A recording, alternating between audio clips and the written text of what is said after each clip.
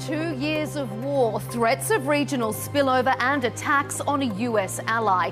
Gulf nations are grappling with an increasingly unstable and unpredictable Middle East. A new security pact between Saudi Arabia and Pakistan suggests traditional US partners are seeking alternatives, that according to regional analysts. Is this the start of a regional defence shake-up? I'm Melinda Nusafora, and you're watching Counterpoints.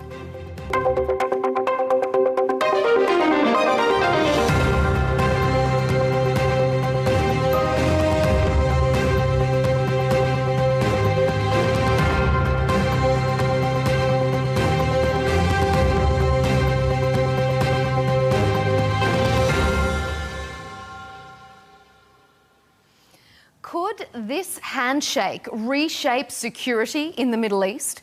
Resources-rich Saudi Arabia and nuclear-armed Pakistan have signed a mutual defence agreement. Aggression against one will be considered aggression against both. Sound familiar? It echoes Article 5 of NATO, leading some analysts to wonder if an Islamic NATO could be on the cards. Even though officials say this deal has been in the works for about 2 years, the timing of the announcement is significant. It came just a week after Israel bombed Qatar for the second time without any fallout from ally the US. On this show, we'll debate if the Saudi-Pakistan defence deal will reshape security in the Middle East, whether Israel's actions and US inaction has damaged the credibility of existing security partners, and if this bilateral mutual defence deal is just the beginning.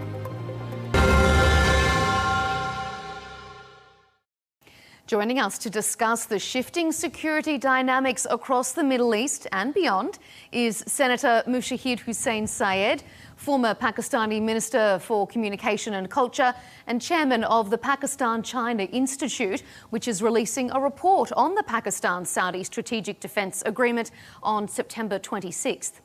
Jasmine Al-Gamal is joining us, foreign policy analyst, host of the View from Here podcast and a former Pentagon Middle East advisor.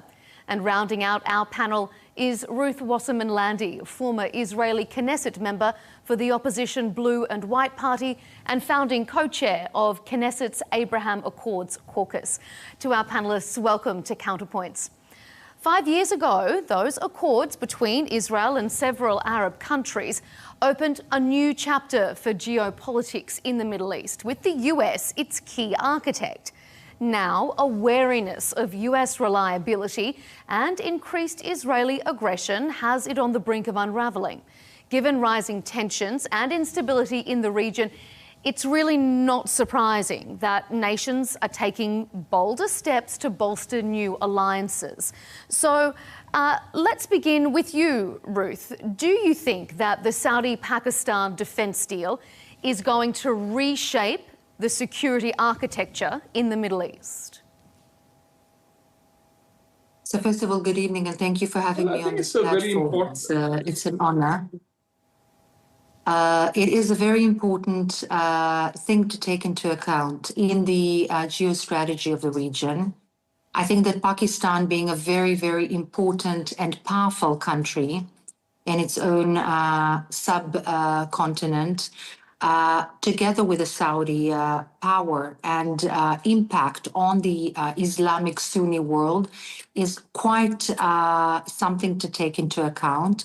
And yet, I don't believe that this needs to necessarily be seen as a threat. Why?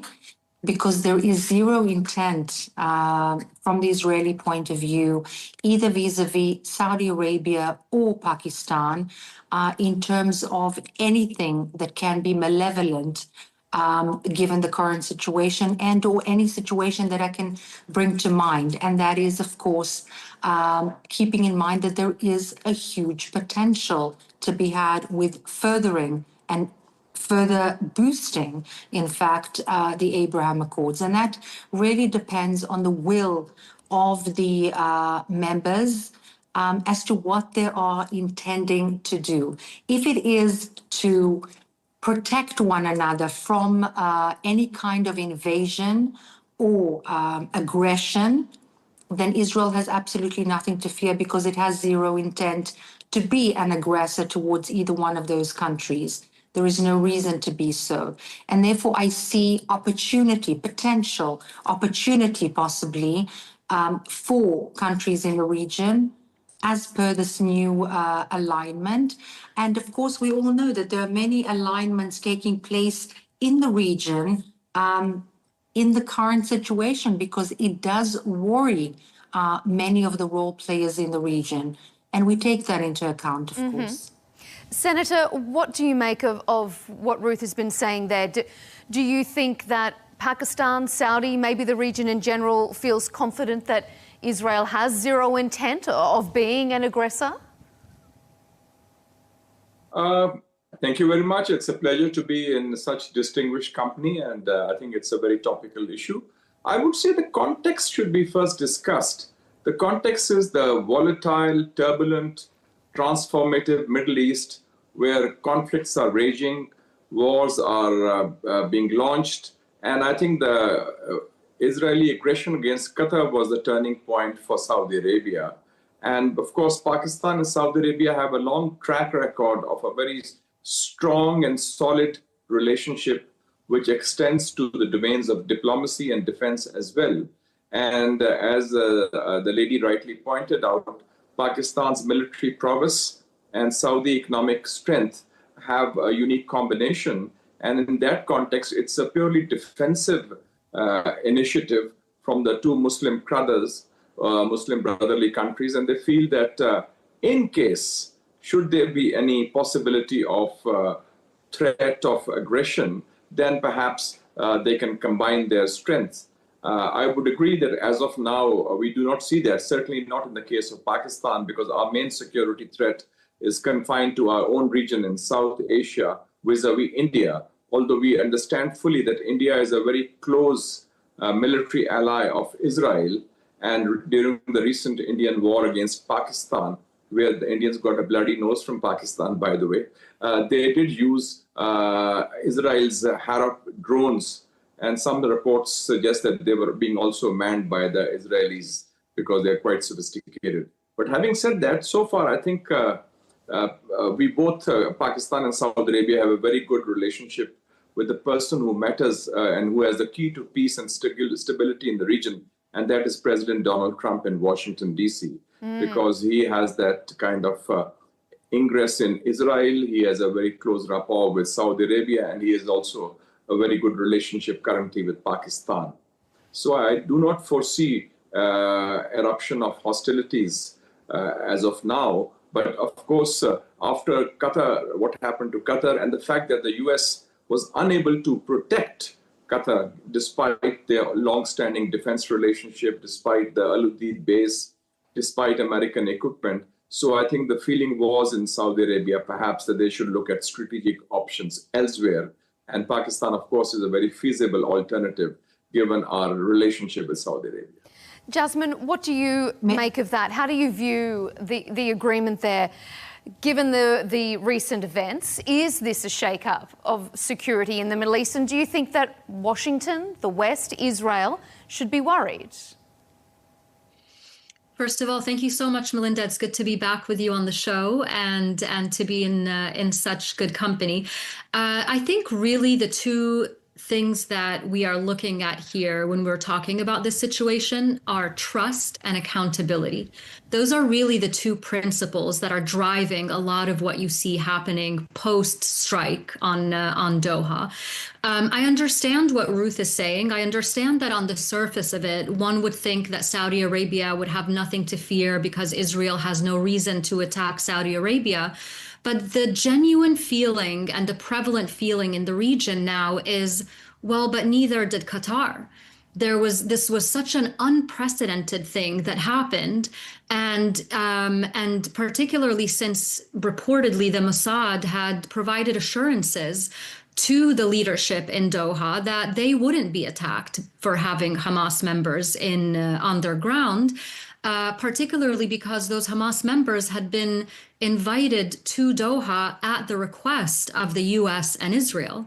And they were there trying to negotiate an end to the war. And even that didn't stop Prime Minister Netanyahu from ordering that strike on Qatar. So that really shook the region. It really meant that you can trust nothing now. Yes, there's no reason for Israel to attack Saudi Arabia, but what if? That is the question on people's minds. What if? And so they've had to now look outwards and look at other opportunities to bolster their own security. Now, that's about the trust issue. The accountability issue is just as important. The accountability factor here matters because the fact that Israel did not face any accountability for striking a major non-NATO U.S. ally that hosts a major U.S. base on its territory also has people thinking about U.S. security guarantees and what they actually mean. So if you take both of those things together, I hope that provides, this is, from everyone that I've been talking to in the region, whether my Saudi contacts, Qatari, Emirati, this is what they're saying. They're saying we can't trust anyone. We can't trust the U.S. It doesn't mean that we're going to jeopardize our relationship with the U.S. That's not it. But we are going to take steps to ensure that we are secure, even if we can't trust and depend on the U.S. Ruth, your reaction to that? Is there a distinct lack of trust? Thank you. Yes, I would like to answer that. You speak of Israel as the aggressor. And yet I don't see it in that way. And if there is anybody that understands the Qatari double game, anyone in the region, more than anyone in the region, it's Saudi Arabia. Saudi Arabia ousted Qatar several years ago from the GCC together with other allies because of its double game, because it was playing creating instability, in fact, feeding instability, and then crying about it and pretending to try and be the mediator about it. And really, the GCC countries perhaps know and understand that all too well. Al Jazeera is a tool that was used and is still used against every single one of them. Things are quite different now, though. And they are working together, a lot of these GCC countries, and they're standing together quite firmly. So at the moment, they are standing together very similarly to the way that they stood together with Assad after they ousted him. But as we all know, and especially the Arab Muslim country all know, that apart from declarative aspect, there is the de facto aspect, and there is zero trust amidst those role players towards Qatar. And that is the truth and not what is being declared and said. Now, I understand that attacking the Hamas leadership in Qatar is a very significant move. I would not say unprecedented, because very recently the Islamic Republic of Iran did exactly the same. Afterwards, sitting and crying together with Qatar, hand in hand, over their terrible misfortune, which everybody understands is completely hypocritical. But it's not unprecedented. It is, however, very significant, and I totally understand that. However, Saudi Arabia does not harbor Muslim Brotherhood senior leadership or Hamas leadership that plans to eliminate rhetorically and in terms of attempts de facto on the ground, rape, murder, and massacre Israeli civilians. They don't do that. In fact, they outlawed the Muslim Brotherhood because they well understand the dangers of the Muslim Brotherhood, like the UAE, like Bahrain, like Egypt, like Jordan. And therefore, Israel will never, ever take any kind of aggressive step towards any country, because its idea was not to attack Qatar at all. It was just to hurt those leadership. And whoever understands in military, like the gentleman,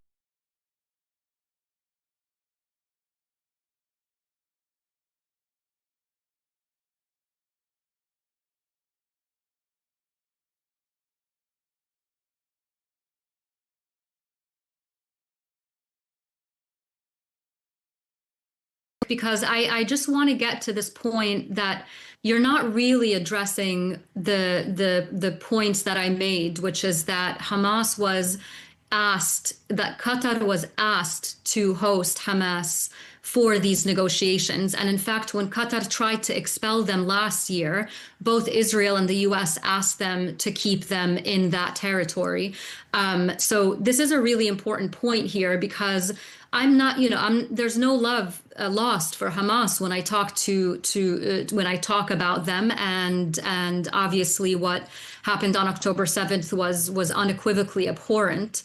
But that's not what we're talking about here. We're talking about the fact that Qatar was asked to host Hamas, that these Hamas members, some of whom had flown into Doha earlier that morning, were there to specifically review a proposal to end the war presented by Steve Witkoff, the US envoy, and were attacked while they were studying that proposal, which makes no sense, because then if they're dead, who is supposed to release the hostages, right? So, but that's a whole other story.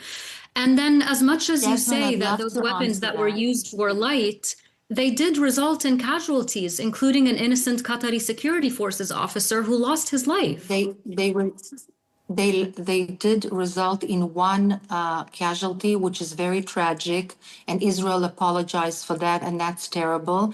But they were not strong enough to actually kill many people in the building, because they just left the room and they were still in the same building.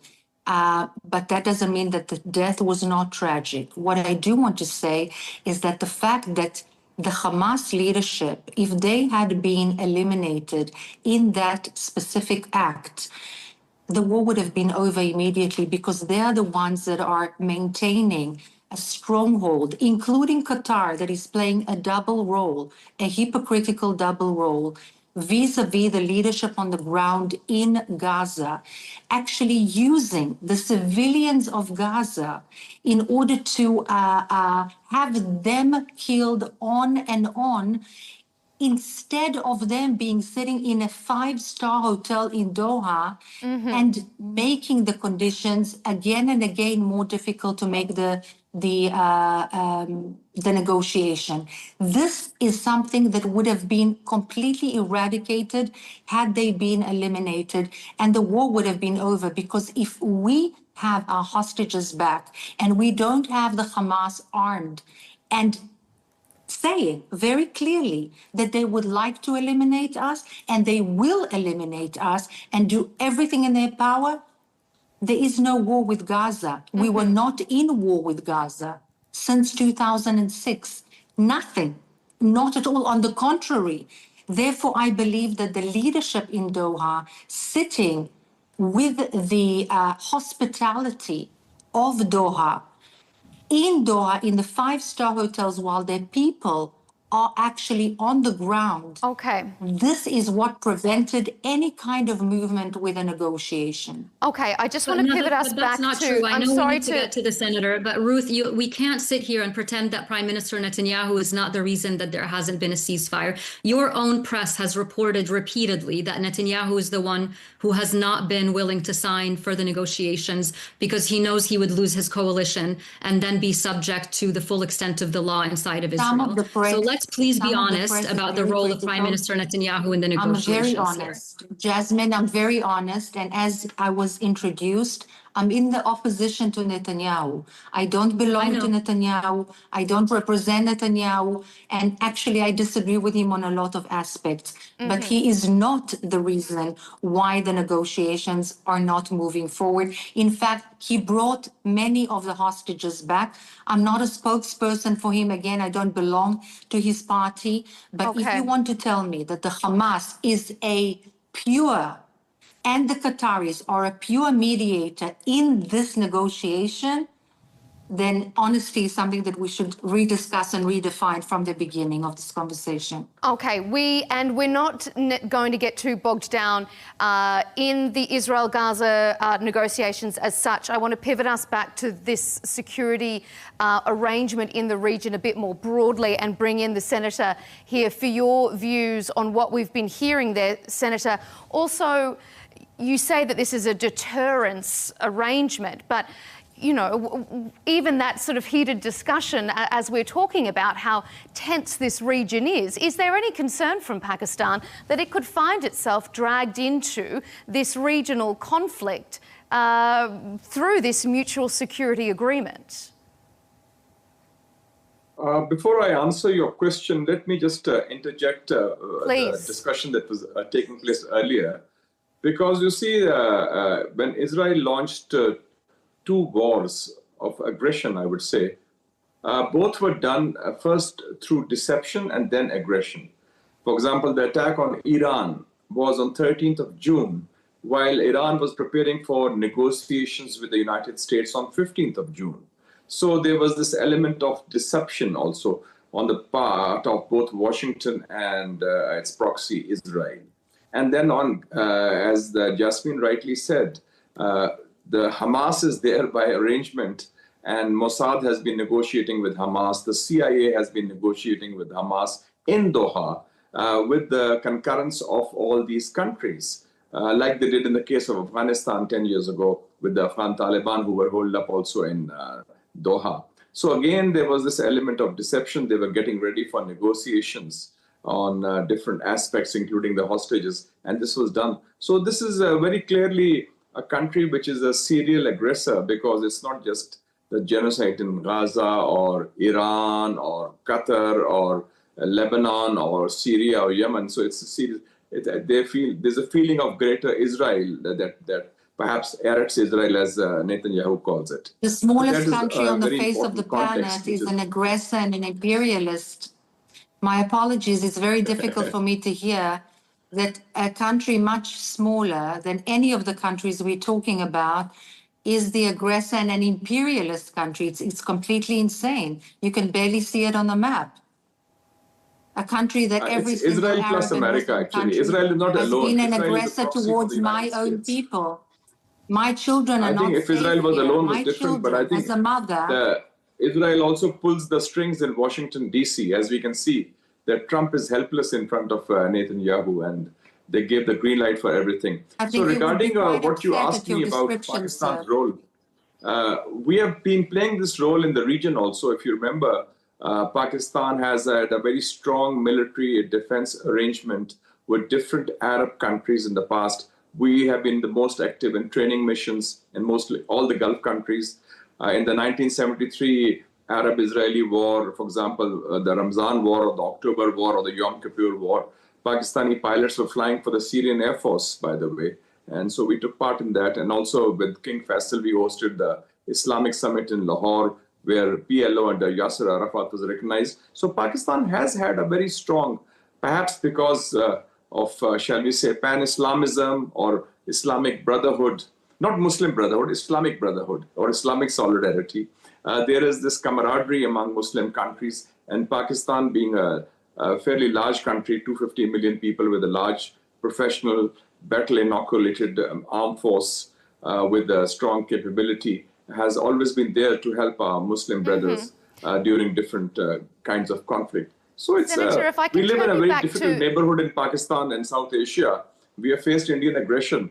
And India is, I think, the elder brother these days, ideological bedfellow of Israel, because both have similar ideological proclivities, shall we say. Turning you back to one final point before we move on to our next segment, whether or not there's any concern from you, from commentators in Pakistan, that with the instability in the Middle East and this new mutual agreement that aggression on one is aggression on both, could see Pakistan drawn in to this conflict if it does spill over? I think that Mr. Netanyahu, despite the full backing of the United States, essentially he has a mindset of a bully. And he goes for the weak. And I think he knows that, like, when they attacked Iran, they thought it would be a piece of cake. And Iranian gave them a bloody nose. It was a difficult battle for Israel. And the Iranians hit back very hard and broke through the Iron Dome. And Netanyahu was pleading with Trump for peace and for a ceasefire. So I think that he is also aware that who to hit, because I think he hits the weak and the helpless. And he knows countries like Pakistan or Turkey, shall we say, or Iran, have the military strength to hit back and also give them a tit for their tat. Ruth, so your response we don't see before we move on? Right now for that. I think this is a ridiculous conversation, thinking that a very small country like Israel, you just mentioned that Pakistan has 250 million Muslims. And as I said, and I began my words with a great respect, that Israel has absolutely zero intention of aggression. And on the contrary, all I hear is that Israel is an imperialist country. I didn't laugh when you were talking, sir. I would very much accept your respect to me as a human being and as a person. But you don't have to. It's just a recommendation. But Israel, being an imperialist country, barely being seen on the map with 10 million people, 2 million of whom are Arab Israelis, the majority of which are Muslim, it's quite astounding that we are spending an hour talking about the aggression of a Mr. Netanyahu with countries with such power and such impact, such as the countries that you represent. It almost seems quite astounding that you would see them, such countries, as a threat. Israel does not attack countries in general. Israel responds to attacks. And I can tell you, sir, that our women were ravaged, massacred, burnt. Villages, whole villages were massacred with underground tunnels. We were not in Gaza for years. We had absolutely no war, no intention to war. On the contrary, there were people working in the very homes that they ravaged, and people were raping girls and raping women and kidnapping civilians from their beds. And sorry, can we just, if we're going, I mean, in look, that Ruth, situation. Ruth, you can talk about aggression. exactly everything that you're talking about is also happening across Gaza, across the West Bank. I think we're here to talk about the security implications. We never burn any Gazans. We have no intention. You never burn any Gazans? What about the engineering student? Sorry, what about the engineering student? Against any Melinda, Gazans. can you give us a chance to respond, please? Intention against any Gazans, on the contrary. Okay. The IDF, but I can tell you because I've been there. I don't know when last you were in Gaza, but the IDF is attempting to secure the civilians to leave the places Melinda, that are being bombed.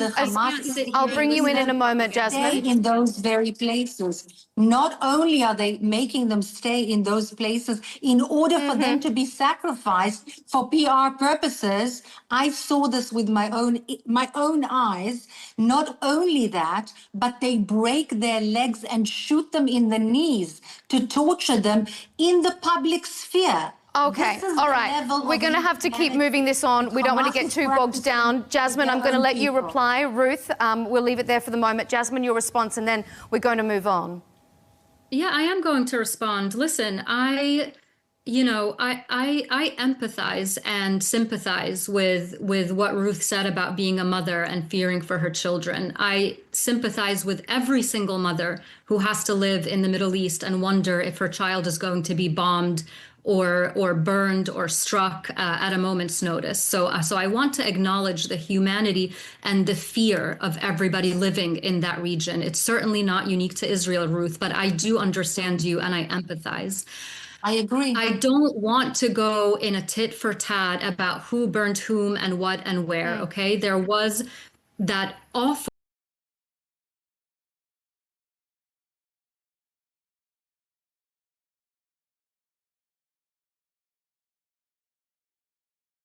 basically with an IV drip when that camp that he was in, that refugee camp, was struck by Israel, and he was burned to death, and it was on live television.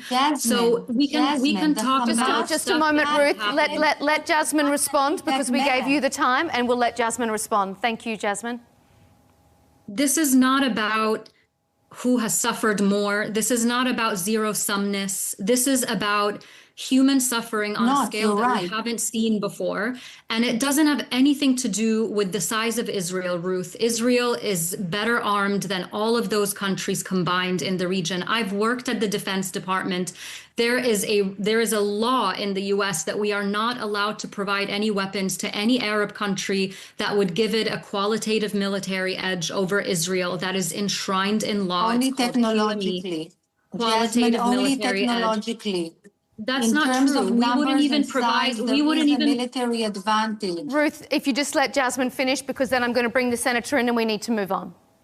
Ruth, we had trouble providing Cessna airplanes to the Lebanese armed forces because the Israelis objected to it. So this is not that, and no, not to mention that Israel is a nuclear power, which I know that you guys don't talk about. But this isn't here. This isn't about ganging up on Ruth. This isn't about talking about, anything personal. This is about the fact that there is a strategy on the part of the Netanyahu government to militarily neutralize, red lines be damned, international law be damned, rules and promises be damned, everything that they deem as a threat. You're saying that Israel doesn't strike unless it's struck? What about in Syria? They've been striking in Syria ever since Ahmad al-Sharaa came to power for no reason. He even says over and over again, we are not interested in a conflict with Israel. We want to talk to Israel about a peaceful arrangement, and they keep getting bombed. But in the meantime, Jasmine,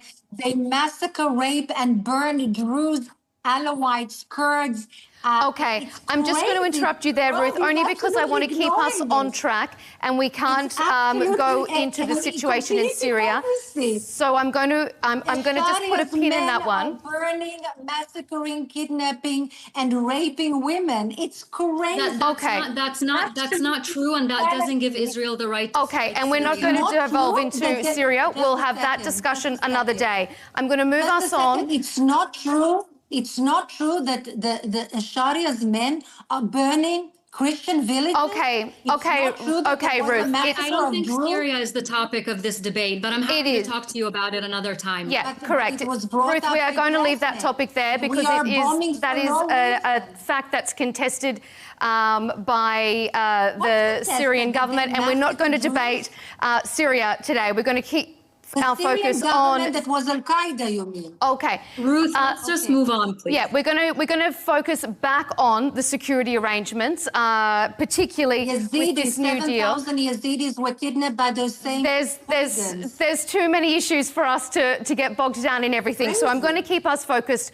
on the topic at hand. Now, even though we have been talking about, let's obsessively be focused on Netanyahu. Okay, Israel's Doha strikes, though, were widely perceived as a strategic failure. You said so yourself there, Ruth, that it wasn't a huge success. It failed to take out the Hamas leaders in Doha, but it also raised questions about US willingness to prevent attacks on its Gulf allies. And now, with Saudi Arabia's mutual defence pact with Pakistan, that timing seems significant. So, Senator, let's bring ourselves back to the topic at hand, this mutual defence pact and what it means for the region.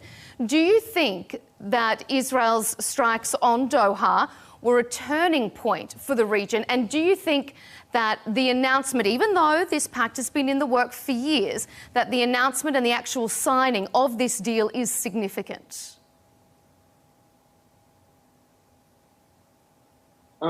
Yes, I'll respond to your question, but I just want to make a comment on the earlier discussion. I didn't want to interrupt, but on an average, Israel has been killing one child every 1 hour during this Gaza genocide.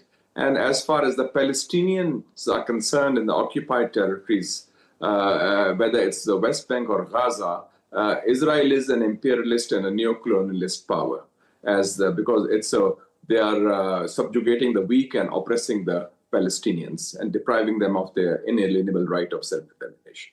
Just to set the record straight.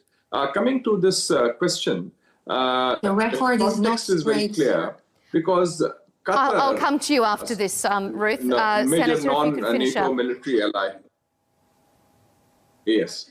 Qatar being a close ally, hosting the biggest American military base in the Middle East, 10,000 troops, also a very friendly country, not hostile even to Israel or to any other country. And all these people who are in Doha, Hamas leadership, etc., they are there by prior arrangement with the United States and with the, I would say, even the concurrence of the Israeli regime. So given that context, when that red line was crossed, I think that two things happened concurrently in the Gulf countries' worldview.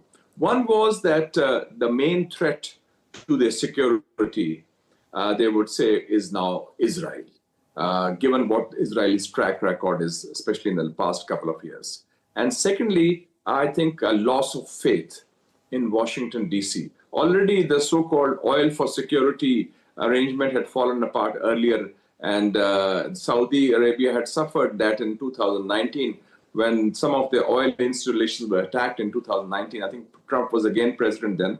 The U.S. Withdrew their Patriot missile batteries from there. So the U.S. is not seen as a credible, reliable net security partner for these countries. Okay, notwithstanding their official alignments, I think it's a sophisticated bribe to Trump. They're giving so much money, $2 trillion and so forth, but it's not helping them. When it comes to the crunch, the U.S. Just looked the other way. And I would say there was a wink or a nod from Washington to whatever Netanyahu is doing. Somehow the Israeli lobby is so powerful. And I think maybe Trump is also being blackmailed by them on the Epstein files or whatever you call it. So I feel that he's helpless in that. He just cannot do anything. He does speak up and says, but even on the ceasefire, which Hamas had agreed, Witkoff had made an arrangement, it was sabotaged by the Israeli regime, by Netanyahu. So given that context, I think they've reached a conclusion that, okay, notwithstanding their posturing that the U.S. is still a friend and ally, I think that there's a lack of trust now in the United States, as Jasmine rightly pointed out, and they don't see the U.S. as a reliable, credible partner they can rely in a crisis. So they're looking at other options, and of course, Pakistan has had, as I mentioned, a very strong old relationship. And as we demonstrated when India attacked Pakistan, we gave them a bloody nose. They're 5 times our size, but we have a very professional force, highly motivated armed forces, and we sorted them out well and proper in May. And then when Israel did the same with Iran, the Iranians were shaken up in the first few days because their military high command and nuclear scientists were decimated, which also I would say would be an act of terrorism. If Iran did the same with the Israeli scientists in Tel Aviv, they would say it's an act of state terrorism, but nobody said a word. And even Chancellor Merz of Germany said, Israel is doing a dirty work for us. It is quite shameful how the Europeans have behaved on this issue. But having said that, so I think that of course overall there's shameful, but Saudi Arabia would not think the same. And I think you're seeing a realignment, Saudi Arabia and especially vis-a-vis Israel, vis-a-vis the United States, and looking at other strategic options. Ruth, And your Pakistan reaction, is seen but as I a also credible option and Ruth, a credible partner.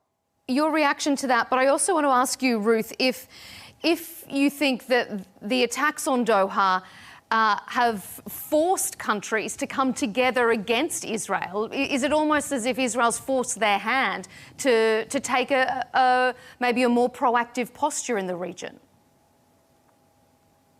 I think that we are talking in 2 levels. One level is the real level, and the other level is the completely hypocritical level. We all sit here and we all know very well that Qatar is not only an aggressor towards Israel, not in the military sense, but in the economic sense. It is a very serious aggressor towards the entire Western world, not to mention countries that are in the region, for example, Egypt, Jordan, and others, because it instigates, incites, and encourages Muslim Brotherhood, Hamas-oriented, and other extremist Islamist groups that are infiltrated into institutions, political echelon, football clubs, and other cultural institutions throughout the West and in the region. In fact, whether or Qatar not Israel was justified in its attack, I'm just curious as to whether you think the attack itself has maybe caused this coming together, more of a proactive sort of military stance against Israel. No, I don't think so. I don't think that the Arab League countries have a lot in common with one another. Declaratively, they state a lot of brotherhood. I spent 3 whole years in Cairo. Not that I was allowed to set foot in the Arab League, God forbid, because I'm an Israeli, despite the peace agreement of several decades. but there was absolutely no agreement amidst the members of the Arab League. There is a lot of hatred. There is a lot of killing and massacring and a lot of pretense and talk of solidarity. And one example is what had happened with Assad on the one hand, who was very much a proxy of the Islamic Republic of Iran that did exactly the same thing in Qatar and yet sat and cried together with the Qatari leadership. And you are talking about attacking a weak partner. There was nothing weak about the Islamic Republic of Iran with so many of its proxies like the Houthis, that didn't only hurt Israelis and Jews. It's not about Israel and the Jews. It's a pretext. Netanyahu is a pretext to deter attention away from the real threat, and that is the rising Islamist extremism, which is also threatening Egypt and Jordan and Saudi Arabia and the UAE and the West. It's not about Israel. Israel is at the forefront of this terrible, tragic fight. We don't like sending our boys to the front line. We don't like to hurt Palestinian mothers. We have no happiness in this issue. And I hate the fact that a person with an IV attached to him got hurt in a hospital. But the fact that the Hamas was underneath that hospital, planning, throwing, encouraging, enticing, massacring, murdering, burning, and raping our people from underneath that hospital is something that needs to be addressed and not Mr. Netanyahu. It's very nice to pretend that he's the issue, but he's not. Okay. Jasmine, what do you say to that? And also let me ask you another question. We're going to move on to our final segment in just a moment. Do you think that this is happening at this particular point in time, this new strategic rearrangement in the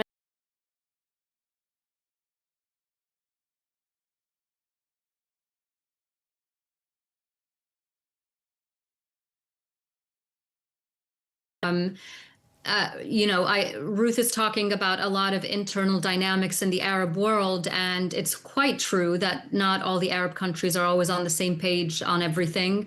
That certainly doesn't mean that they're not on the same page about the threat that the Netanyahu government and Israel under the Netanyahu government poses to regional security. That's certainly one thing that they all agree on. The second thing I'd like to say is that honestly, Ruth, it was very difficult for me to stay quiet and not interrupt you during your last intervention, but I did so out of respect. But I do have to say that I find it absolutely malicious and disingenuous to trot out the Islamic boogeyman every time someone attacks Israel. This whole idea that we are fighting this for the West, that Israel is sending our boys in Gaza to die for you in Paris, I completely reject that. That is a propaganda talking point, respectfully, and it is absolutely not true. We send it because they want to murder our people. I let you speak, even though it was very difficult for me to stay quiet while you were speaking. So I'd appreciate the same respect from you. Go ahead, Jasmine. Okay, you had your opportunity, and you can have your opportunity again, but I will respond to what you were saying. What is happening in Gaza is beyond anything that I've seen in my lifetime. That doesn't make October 7th any less awful and abhorrent and horrific. But what is happening in Gaza today is worse than anything we've ever seen. And it is being live streamed, and we have evidence of it. And it is a shame and a stain on humanity. And it's not just because Hamas is hiding under tunnels. Okay? Multiple doctors have the children that are being sniped in the head multiple times, the boys that are being shot in the testicles when they go into the hospital, and 20 of them show up with the same marks in the same places. That's not because of Hamas. I could go on and on, but I won't, because I don't want because we only have a little bit more time, and I want to keep us focused on our topic. So I'm going to move us on so I can bring the Senator back in as well, because when we look at this new security arrangement, since Hamas's October 7 attack, Israel has struck Lebanon, Syria, Iran, Yemen and Qatar in the name of self-defense, according to the Israeli government. And that has, in turn, dialed up the temperature across the region. So in response, we are seeing a lot of diplomatic movement to strengthen positions. For example, Egypt and Turkey are coming together, mending relations and holding joint war games. Senator, I want to know from you, is this bilateral mutual defence deal just the beginning? Are we seeing the groundwork for what some analysts and commentators are calling an Islamic NATO? Well, I don't like the word NATO because NATO is a relic of the Cold War, and NATO's role has been very negative, even after the end of the Soviet Union. But yes, there is a feeling that the time has come for Muslim countries or countries which face threats to come together and also beef up their military strength. For starters, of course, Pakistan and Saudi Arabia have taken this initiative, which has been, by the way, welcomed from countries like Egypt and Iran also, incidentally. And then you would know that Turkey's aerospace establishing what is called the K-A-A-N fighter jets, in which Saudi Arabia, Pakistan, and Indonesia are interested. And at the same time,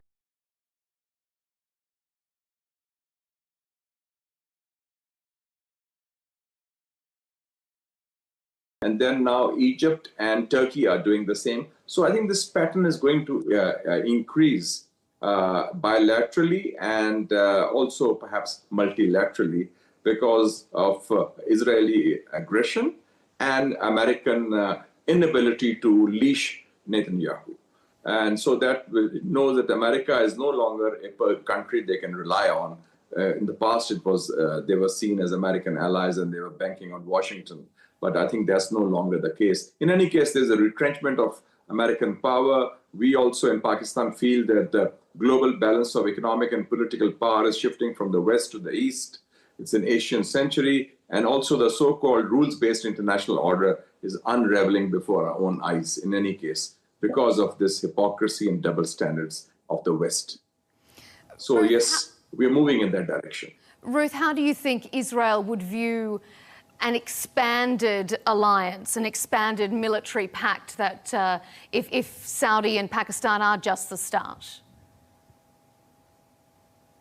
We see the Turkish-Egyptian alliance as potentially very difficult and threatening.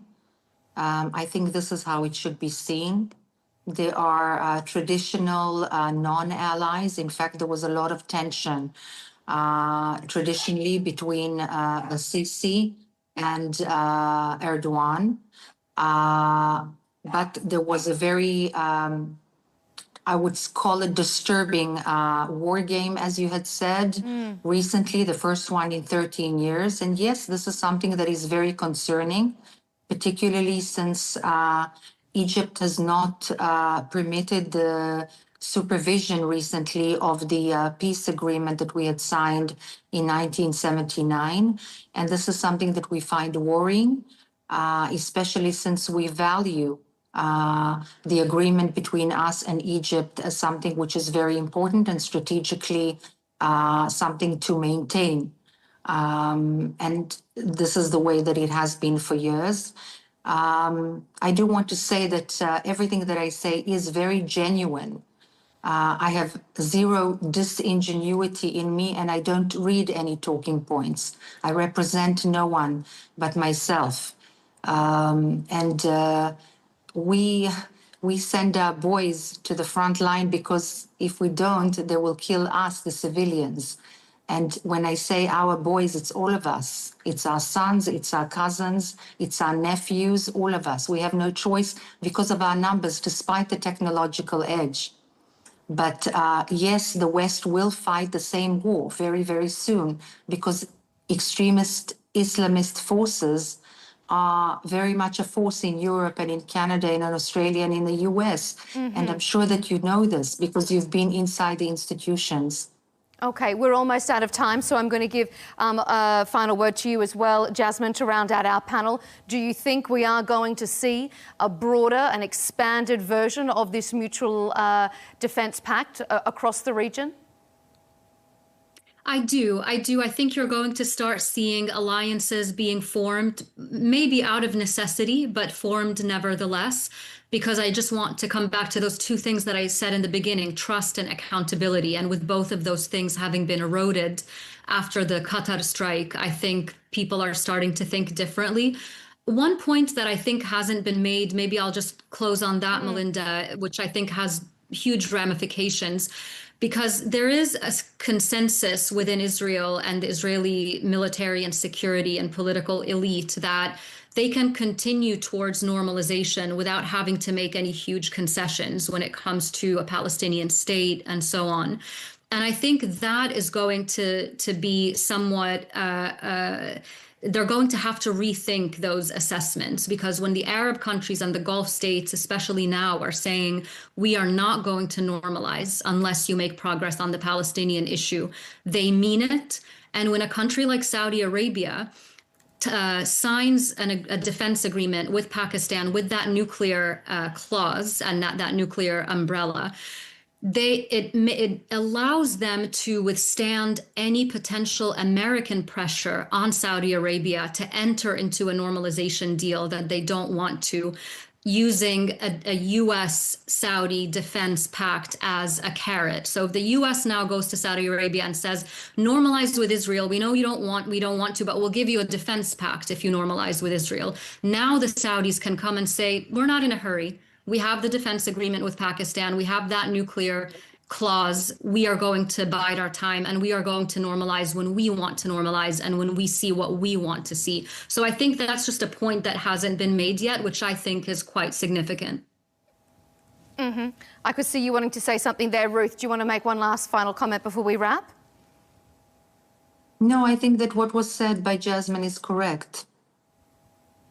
Well, it has been an impassioned debate, so perhaps it's a good idea that we end on that small glimmer of consensus. These are difficult topics, they're sensitive topics, and so I do appreciate all of you for taking the time to make such insightful responses. It is why we love this show, Counterpoints, because these are very conflicting viewpoints, and we're glad to be able to convey all of them to our audience. So thank you to our panellists joining us on this episode. Senator Mushaheed Hussain, former Pakistani Minister of Information and Culture; Jasmine Al-Gamal, host of the View From Here podcast and a former Pentagon Middle East advisor; and Ruth Wasserman Lande, a former Israeli Knesset member for the opposition Blue and White Party. Thank you to all of you for being on Counterpoints. And thank you to you for tuning in to this episode of Counterpoints. Keep up to date with all of our latest debates and special interviews by subscribing to Al Arabiya English on YouTube. And don't forget to follow us on X and TikTok. We'll see you next time.